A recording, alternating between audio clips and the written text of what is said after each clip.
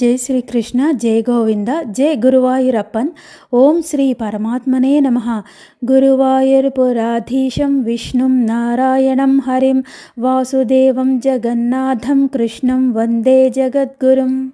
నారాయణ భట్టతిరీకృతం శ్రీమన్నారాయణీయం మొదటి దశకం నుండి అర్థాన్ని మాత్రమే తెలుసుకుంటూ ఆ స్వామి అయిన గురువాయూరప్పన్ ఆశీస్సులు మనందరం పొందుదాం. మొదటిగా ఇష్టదేవతల యొక్క ప్రార్థన, అదేవిధంగా స్వామి యొక్క అవతారాల గురించి తెలుసుకొని నారాయణీయంలోని మొదటి దశకం తాలూకా అర్థాన్ని కూడా తెలుసుకునే ప్రయత్నం ఈ వీడియోలో చేద్దాం. మోక్షపదం చేరడానికి యశోద యొక్క కుమారుని ధ్యానిస్తాను. ఆయన లోకరక్షణ సదా చేస్తూ ఉంటారు. భక్తులను రక్షించే కళను పోషిస్తూ ఉంటారు. రాక్షసుల ఉద్రేకం ఆపుతూ ఉంటాడు. ఆయన విలాసంగా చూస్తే చాలు ఎన్నో బ్రహ్మాండాలు రూపుధరిస్తాయి. అటువంటి యశోద కుమారునికి కైవల్యం పొందటానికి ధ్యానిస్తున్నాను. వంటి శ్రీకృష్ణ పరమాత్మునికి నమస్కరిస్తున్నాను. శివుడు సదా తాండవమనే క్రీడ సలుపుతూ ఉంటాడు. చేతిలో శూలం ఉన్న దయాస్వభావుడు. పార్వతీదేవి ముఖ పద్మానికి సూర్యుని వంటివాడు. పైగా లేత చంద్రుడిని శిరస్సు మీద ధరిస్తాడు. కపాలం ధరిస్తాడు. మన్మధుని గర్వం అణిచినవాడు. నారదాది మహర్షుల మనసులనే పాదాల మీద నిలిచే తుమ్మెద ఆ పరమశివుడు. అటువంటి శివస్వరూపానికి నిశ్చల భక్తితో మ్రొక్కుతున్నాను. చరాచరములైన సమస్త ప్రాణులను సృష్టించడం నేర్పినవాడు. సరస్వతీదేవి హృదయానికి ఆనందం కలిగిస్తాడు. వేదాలను నిర్ణయించాడు. దేవతల సమూహానికి నాయకుడై నడిపిస్తాడు. కల్మషాలని పోగొడతాడు. నమస్కరించిన వారిని రక్షిస్తాడు. ఇలా మహర్షి లోకానికంతటికీ శుభం కలిగించే బ్రహ్మదేవునికి నమస్కరిస్తున్నాను. ఇట్లు లోకాలన్నిటికీ ప్రధాన దేవతలైన త్రిమూర్తులకు వందనం చేసి వినాయకుడికి నమస్కరిస్తున్నాను. అతడు పార్వతీదేవి యొక్క హృదయానురాగాన్ని పొందినవాడు. అతడు దోషాలు పోగొడతాడు. భక్తులకు వినోదం కలిగిస్తాడు. తనను నమ్ముకున్న భక్తులు విఘ్నాలనే తీగలను నరికివేస్తాడు. చక్కగా మాట్లాడుతాడు. జగజ్జనులందరినీ ఆనందము తెలుసుకుంటాడు. కుడుములు తింటాడు. మదించిన ఎలుక వాహనం కలవాడు. చక్కని అనుగ్రహం చూపుతాడు. అటువంటి వినాయకునికి నమస్కరిస్తున్నాను. సరస్వతీదేవికి నమస్కరిస్తున్నాను. భూమికి నుదురు తగిలేటట్లుగా నమస్కరించి స్తుతిస్తున్నాను. ఆ సరస్వతీదేవి ఇసుక తిన్నెల వంటి పిరుదులు, తుమ్మెదల బారు వంటి సుందరమైన పొడవైన జడ కలిగి ఉంటుంది. దేవతలను రక్షిస్తుంది. బ్రహ్మదేవుని చిత్తాన్ని వశీకరింపజేసుకొనగల మాట తీరు గలది. ఆమె చేతులతో అక్షరమాలను, చిలుకను, పద్మాన్ని, పుస్తకాన్ని ధరించి ఉంటుంది. అమ్మా సరస్వతి, నీవు శరదృతువులోని మేఘం వలె స్వచ్ఛమైన దానవు. అలాగే చంద్రుని వలె, కర్పూరం వలె, చందనం వలె, హంస వలె, మల్లె పువ్వుల వలె, నురుగు వలె, వెండి కొండ వలె, గంగా నది వలె శుభంకరమైన రూపంతో ఉంటావు. అటువంటి నిన్ను నా మనసులో ఎప్పుడు చూడగలుగుతానో కదా అమ్మా. అప్పుడే వికసించిన పద్మం చేత ప్రకాశించే హస్తం కల దానివి నీవు. శరత్కాలపు వెన్నెల వలె వెలుగొందే చక్కని రూపం కల దానవు. ఆదివంతము స్ఫుటము అయిన భూషణాలలోని రత్న దీపాలతో దిక్కులన్నీ వెలిగిస్తావు. వేద సూక్తులతో వికసింపజేసినది నీ ప్రభావం. మా భావాలనే ఆకాశ వీధుల్లో ప్రశాంతంగా విహరిస్తూ ఉంటావు. అట్టి సరస్వతీదేవికి నమస్కరిస్తున్నాను. ఆ హిమవత్ పర్వతం కన్న అమ్మ, ముగ్గురమ్మలకు ప్రధానమైన అమ్మ, చాలా పెద్దదైన అమ్మ, రాక్షసుల తల్లి అయిన దితి యొక్క పుత్రులను సంహరించిన తల్లి, మనసులో తనను నమ్ముకున్న వేలాది తల్లుల మనసుల్లో భావింపబడే అమ్మవు నీవు. కరుణా సముద్రం వంటి అమ్మ అయిన దుర్గమ్మకు నమస్కరిస్తున్నాను.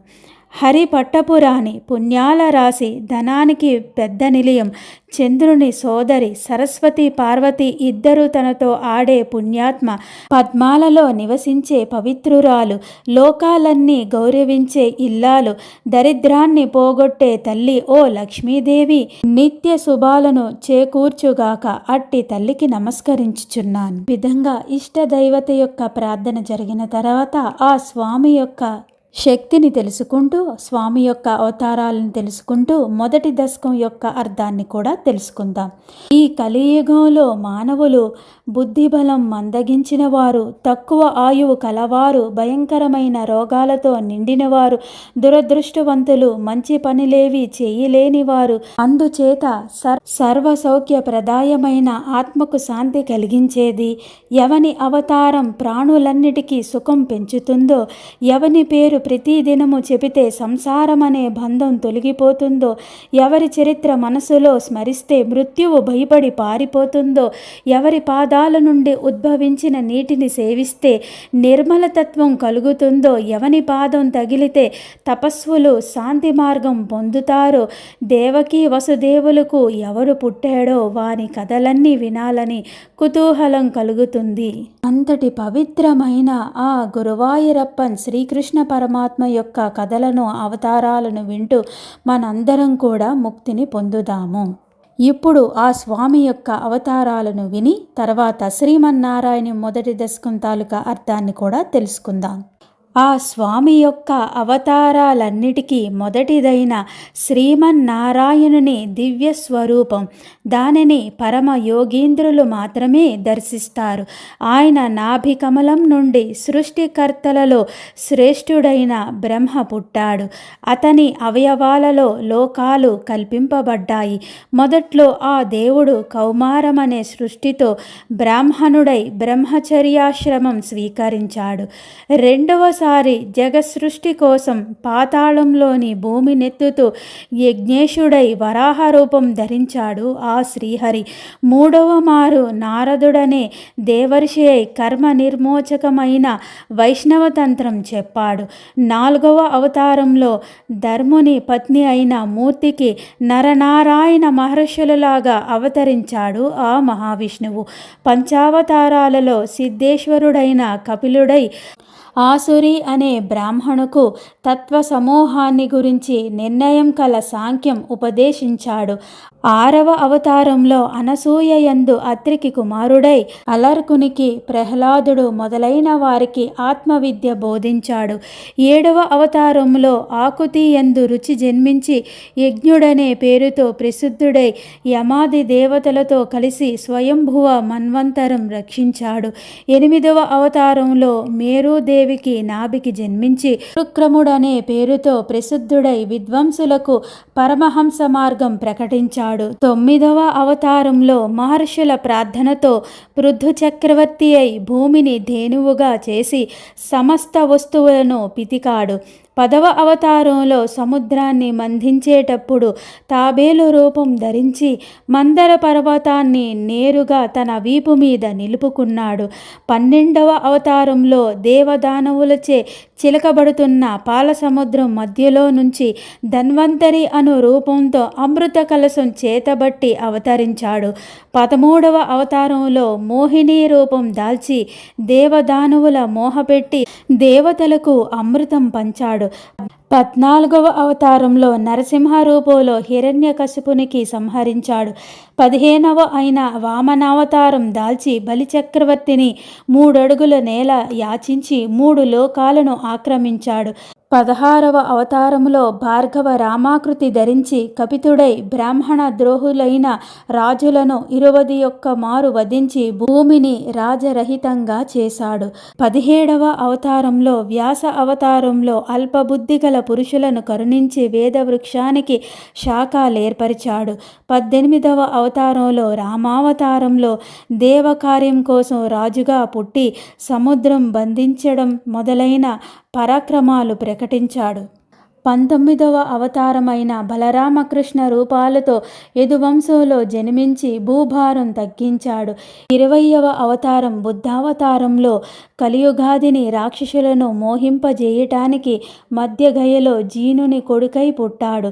యుగ సంధిలో రాజులు చోరప్రాయులై సంచరిస్తారు. అప్పుడు విష్ణుయశుడైన విప్రునికి కల్కి అనే అవతారంలో 21వ అవతారంతో ఉద్భవిస్తాడు ఆ మహావిష్ణువు. శ్రీమన్నారాయణీయం మొదటి దశకం భగవన్ మహిమ.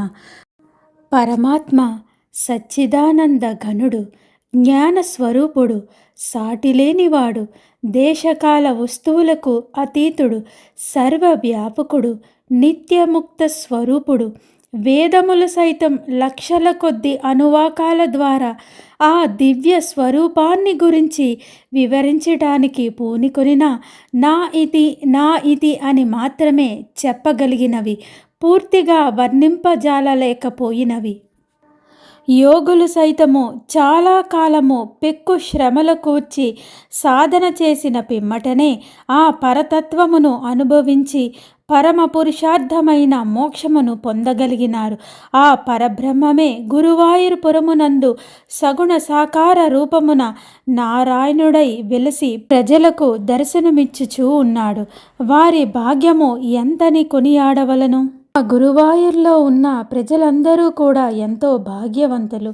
ఇంతకు ముందే పేర్కొనినట్లు పరమాత్మ పరమ దుర్లభుడే అయినప్పటికీ జీవులపై గల కరుణ వలన చేతికి అందునంత చేరువుగా ఈ గురువాయూరు పట్టణమున వెలిసియున్నాడు. పరమాత్మ ఇంత సులభుడై ఉన్నప్పటికీ మానవులు తమ మనోవాక్కాయ కర్మలచే ఇతరులను సేవిస్తూ వ్యర్థముగా కాలక్షేపం చేస్తూ ఉన్నారు. ఇది ఎంత శోచనీయమో అని గురువాయూర్ పట్టణమున వెలిసియున్నాడు. సమస్త ప్రాణులకును ఆత్మస్వరూపుడు అయిన ఈ శ్రీకృష్ణ పరమాత్మను మాత్రమే మన తాపత్రయములు తొలగుటకై స్థిరచిత్తముతో అందరం ఆశ్రయిద్దాము.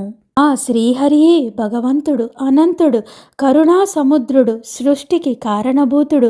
ఆయన కంటే ఈ ప్రపంచంలో ఇంకా ఎవరూ మనల్ని పోషించేవారు లేరు. వంటి పరమాత్మను, ఆ పరబ్రహ్మ అయిన స్థితికారకుడైన శ్రీహరిని నిరంతరం సేవిద్దాం, అర్చిద్దాం, ఆశ్రయిద్దాం.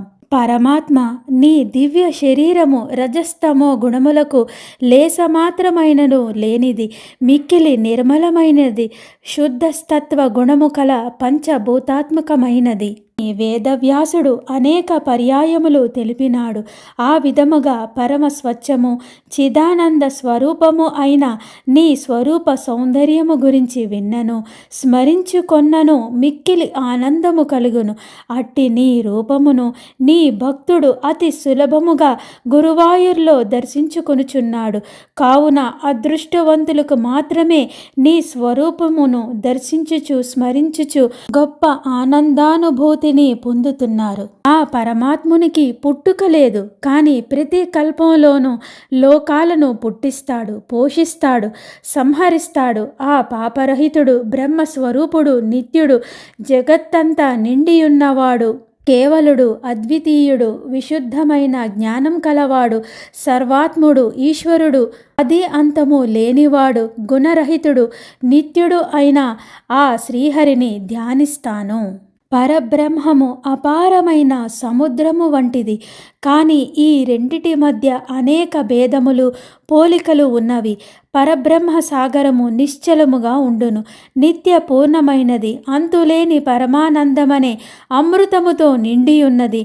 ముక్తులైన అనేక జీవులు ఆ సాగరమందలి ముత్యాల వంటివారు, మణుల వంటివారు. అట్టి జీవులతో ఆ సాగరము సర్వాంగ సుందరముగా కనిపించుచున్నది. అట్టి పరబ్రహ్మ సాగరమున పరిశుద్ధమైన సత్వగుణము అలలవలే ఉండును. శుద్ధ సత్వ స్వరూపుడవైన నీవు వస్తుతః నిష్కలుడువుగా ప్రకాశిస్తూ ఉంటావు. అయినను ఓ పరమాత్మ, నీవు సకల కళా సహితుడువుగా ఆకారమును ధరించి కనిపించుచున్నావు. అది ఏ నీ గొప్పతనము. విశ్వమే ఆత్మగా కలిగిన విశ్వేశ్వరుడు, విశ్వమయుడు, అందరికీ నాయకుడై విశ్వరూపుడై పుట్టుకులేని వాడైన విష్ణుడు ఈ విశ్వంలోనే ఉంటాడు. ఈ విశ్వం ఆయనలోనే ఉంటుంది. పరమాత్మ, నీవు ఎట్టి కర్మలను ఆచరింపవలసిన పని లేదు. అయినను స్కాంత సన్నిధిలో ఇనుము ఆకర్షింపబడినట్లు నీ కృపా కటాక్ష వీక్షణ ప్రభావము నీ యందు విలీనమై ఆసత్స్వరూపమైన ప్రకృతి సృష్టి ప్రారంభ కాలమగు కల్పాదియందు వ్యక్తమగుచున్నది. ఆ మాయ యొక్క ఆవరణ రహితమై పరిశుద్ధమైన అంశను సత్వము అని అందురు. నీవు ప్రకృతికి అతీతుడువు. నీ మహిమ ప్రభావముచే ఆకుంఠితమైన వైకుంఠ రూపమున నీవు విలసిల్లుచూ ఉన్నావు. భక్తులను అనుగ్రహించుటకై ప్రకృతి విభూతుల ద్వారా నిన్ను నీవు ప్రకటించుకొనుచున్నావు తండ్రి. మానవులు, దేవతలు, రాక్షసులు, పితరులు, ఉరుగులు, ఏనుగులు, మృగాలు, గంధర్వులు, యక్షులు, రాక్షసులు, చెట్లు, సిద్ధులు, విద్యాధరులు, మేఘాలు, చారణులు, గ్రహాలు, నక్షత్రాలు, అప్సరసలు, పక్షులు, భూతగణాలు, మెరుపులు, బంగారు రాసులు, మహర్షులు, నీళ్లలోనూ ఆకాశంలోనూ భూమి మీద సంచరించే ప్రతి ప్రాణులతోనూ కూడిన ఈ విశ్వమంతా విష్ణుమయమే. 1000 మాటలెందుకు, ఈ బ్రహ్మాండమంతా అతని జేనులోనే అణిగిపోయి ఉంటుంది. కేవలం బుద్ధి బలంతో ఆయనను మనం తెలుసుకోగలుగుతాం. భూత భవిష్యత్ వర్తమాన లోకాలన్నిటిలోనూ శ్రీమన్నారాయణుడిలోనే విలీనమై ఉంటాయి. గురువాయూరపురవాస శ్రీకృష్ణ, నీ రూపము నూతన మేఘము వలె సుందరమైనది. కలవు పువ్వుల వలె ఆనంద పరవశులను చేయునది. సౌందర్యమంతా రాసిపోసినట్లు కనిపించు నీ దివ్య శరీరము సుకృతాత్మకులకు పుణ్యఫలము వంటిది. అది లక్ష్మీదేవి స్వేచ్ఛగా నుండు నివాస భూమి. మధురాతి మధురమైన దివ్య రూపమును సదా ధ్యానించు వారి మనసులందు అది అమృత ధారలను కురిపించును. జగదానందకరము జగన్మోహనమైన నీ రూపమును నిరంతరము మేమందరం ధ్యానము చేయుదుము స్వామి.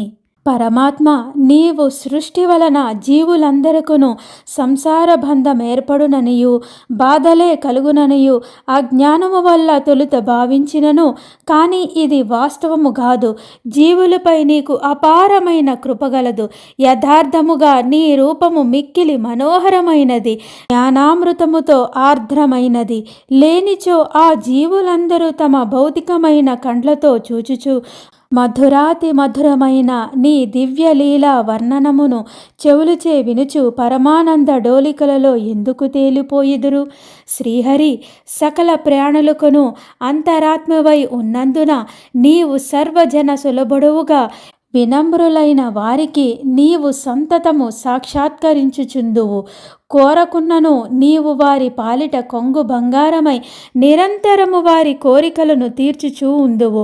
అంతేకాదు వారికి పరమానందదాయకమైన మోక్షమును కూడా అనుగ్రహించుచూ ఉందువు. కనుక నీవు నిరవధికముగా మహాఫలములను ప్రసాదించడి కల్పవృక్షమువు. కొందరు అర్ధులు నీ మహత్వమును ఎరుగక ఇంద్రనివాసమందలి కల్పవృక్షమును ఆశ్రయించుచూ ఉందురు. ఇది వ్యర్థము. నీ విచ్చిడి ఫలములు అనంతములు. ఆ ఇంద్రాది నివాసములో ఉండే కల్పవృక్షము పరిమిత ఫలములు మాత్రమే ఇచ్చును. కనుక నీ ముందు ఆ పారిజాత వృక్షము ఏ పాటిది? ప్రభు, బ్రహ్మాది దేవతలు మోక్షమును తప్ప ఇతర ఫలములను మాత్రమే ఇయ్యగలరు. కానీ నీవైతే ఇతర ఫలములతో పాటు మోక్షమును అనగా సాయుధ్యమును కూడా ప్రసాదిస్తావు. వారికి ఇతరులపై అధికారము ఉన్నను వారిపై నీవే ప్రభుడువు. కానీ నీవో సర్వేశ్వరుడవు. నిన్ను శాసించగలవాడు ఇతరులెవరూ లేరు. నీ పరబ్రహ్మ స్వరూపము అనుక్షణము మధురాతి మధురమైనది. అట్టి నీ యందు ధన్యాత్ములైన వారు సర్వదా ఆనందించుచూ ఉంటారు.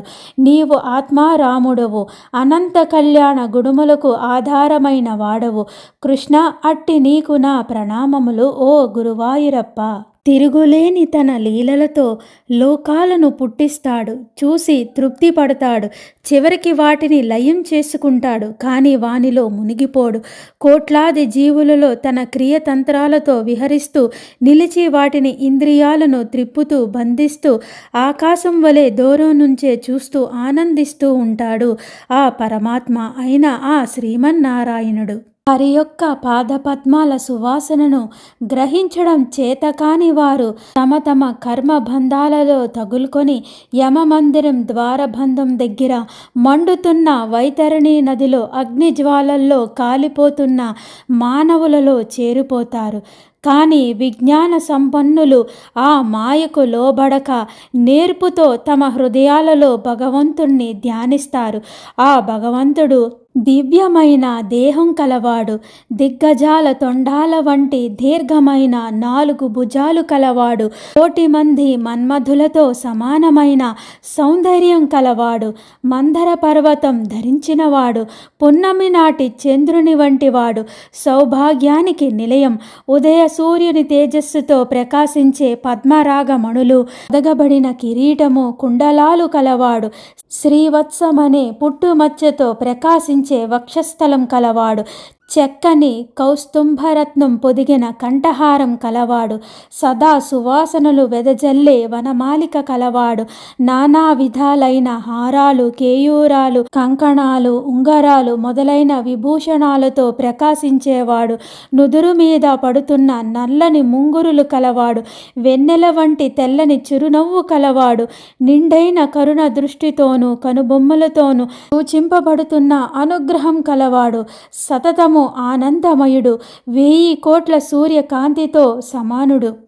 పవనపురాధీశ మురారి, సమగ్రమైన అధికారము, సాటిలేని పరాక్రము, నిర్మలమైన యశస్సు, సిరి సంపదలు, సర్వజ్ఞతము, వైరాగ్యము అను 6 లక్షణాలు గలవాడే భగవంతుడు. నీవు బ్రహ్మాది దేవతలను కూడా నియమింపగల ప్రభుడువు.